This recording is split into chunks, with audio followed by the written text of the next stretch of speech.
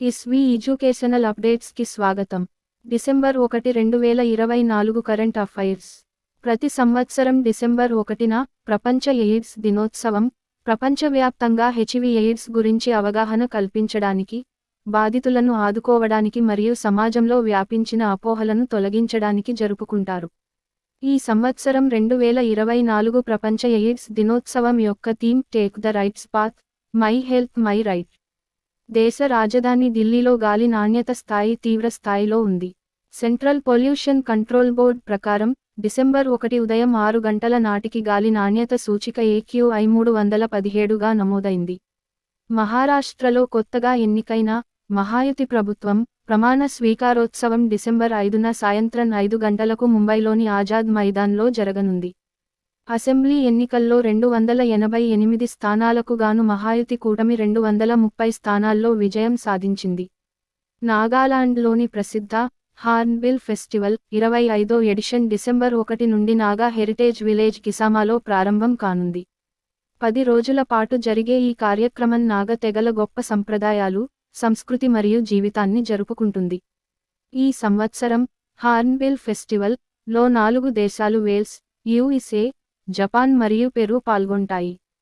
సిక్కిం, తెలంగాణలను పండుగలో భాగస్వామ్య రాష్ట్రాలుగా ప్రకటించారు.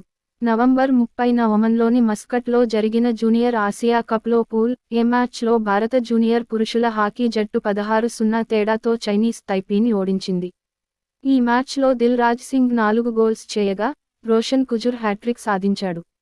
అండర్-19 ఆసియా కప్ 2024లో పాకిస్తాన్తో జరిగిన మ్యాచ్లో టీమిండియా 44 పరుగుల తేడాతో ఓటమిని చవిచూసింది.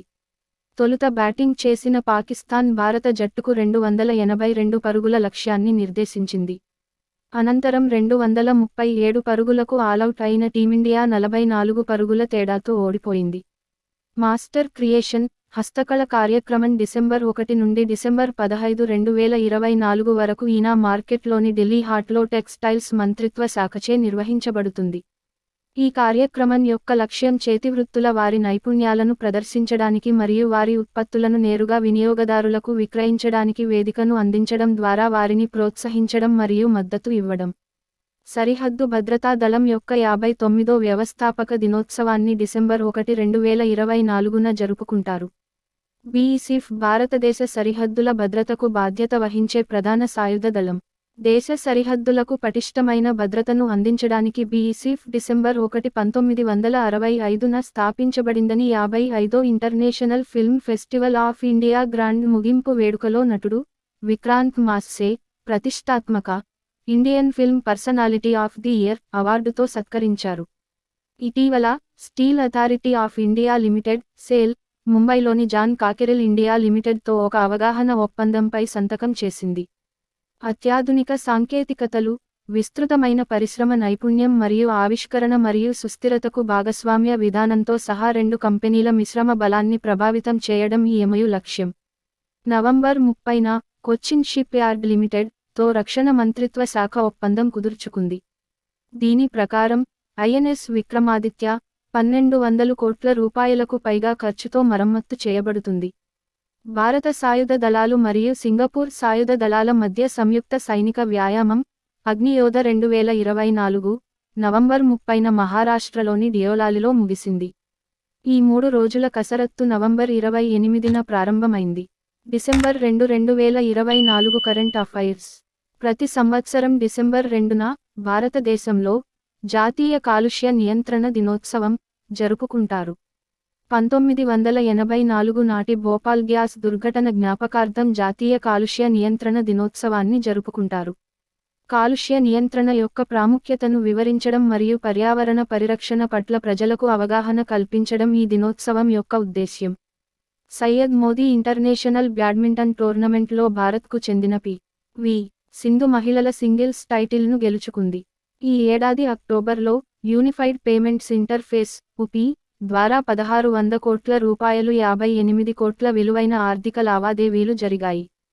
రాష్ట్రపతి ద్రౌపది ముర్ము డిసెంబర్ 3న అంతర్జాతీయ వికలాంగుల దినోత్సవం సందర్భంగా national disabled people's empowerment award ను అందజేయనున్నారు.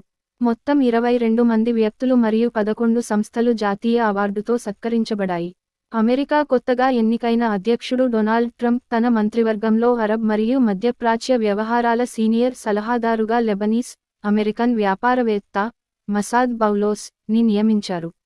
United Nations convention to combat desertification లో పాల్గొన్న దేశాల 16వ సదస్సు ఈరోజు డిసెంబర్ 2 నుండి సౌదీ అరేబియాలోని రియాద్లో ప్రారంభమవుతుంది.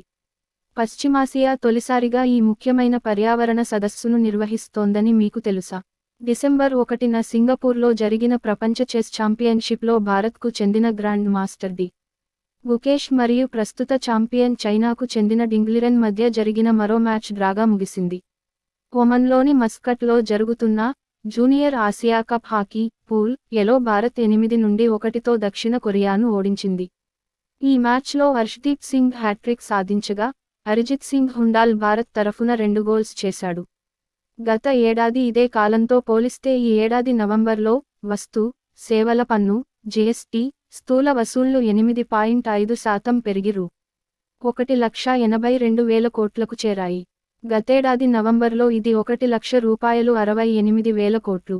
సిబ్బంది, ప్రజా ఫిర్యాదులు మరియు పెన్షన్ల మంత్రిత్వ శాఖ ప్రకారం, డిజిటల్ లైఫ్ సర్టిఫికేట్ (DLC) ప్రచారం 3.0 సమయంలో మొత్తం 1,30,00,000 సర్టిఫికెట్లు ఉత్పత్తి చేయబడ్డాయి.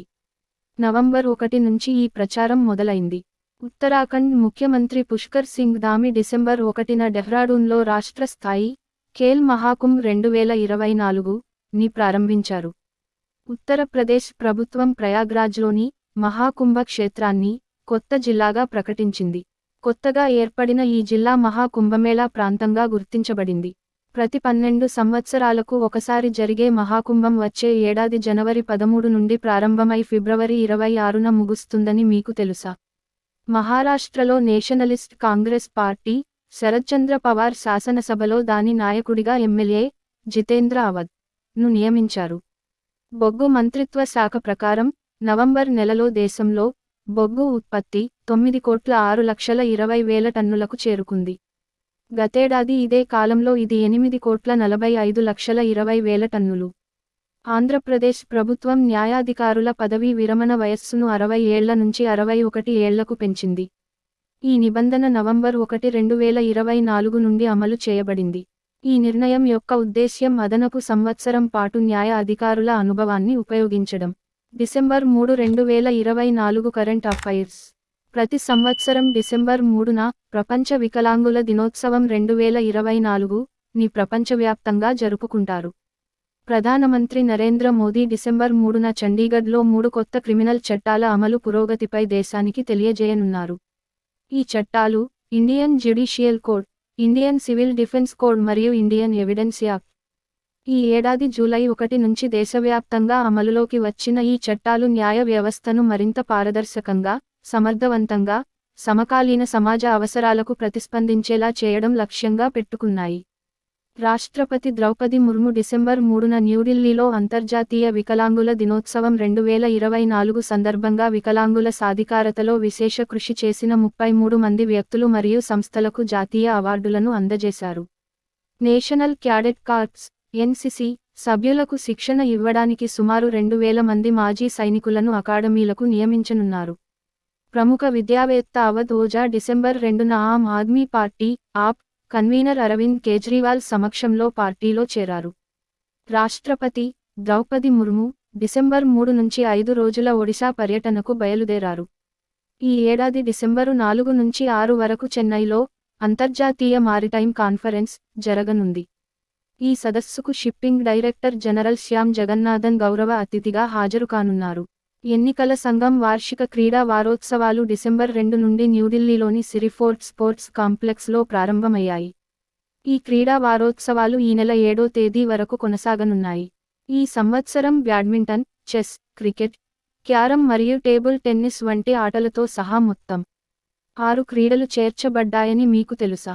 గత ఏడాది ఇదే కాలంతో పోలిస్తే ఈ ఏడాది ఏప్రిల్ నుంచి సెప్టెంబర్ మధ్య కాలంలో దేశంలో విదేశీ ప్రత్యక్ష పెట్టుబడుల్లో 45% పెరుగుదల నమోదైంది. సరస్ ఫుడ్ మహోత్సవ్ 2024 బాబా కరక్ సింగ్ మార్గ్, కన్నాట్ ప్లేస్, న్యూఢిల్లీలో ప్రారంభమైంది. గ్రామీణాభివృద్ధి మంత్రిత్వ శాఖ నిర్వహించే ఈ మేళా డిసెంబర్ 17 వరకు కొనసాగుతుంది. ప్రపంచ చెస్ ఛాంపియన్షిప్ లో భారత్కు చెందిన గ్రాండ్ మాస్టర్ డి. గుకేష్, ప్రస్తుత ఛాంపియన్ చైనాకు చెందిన డింగ్లిరెన్ మళ్లీ సింగపూర్లో 7వ గేమ్ ఆడనున్నారు. ఈ మ్యాచ్ భారత కాలమానం ప్రకారం నిన్న మధ్యాహ్నం రాత్రి 2:30 గంటలకు ప్రారంభమైనది. డిసెంబర్ 3న ఒమన్లోని మస్కట్లో జరిగే పురుషుల hockey junior Asia cup 2024 semi ఫైనల్లో మలేషియాతో భారత్ తలపడనుంది.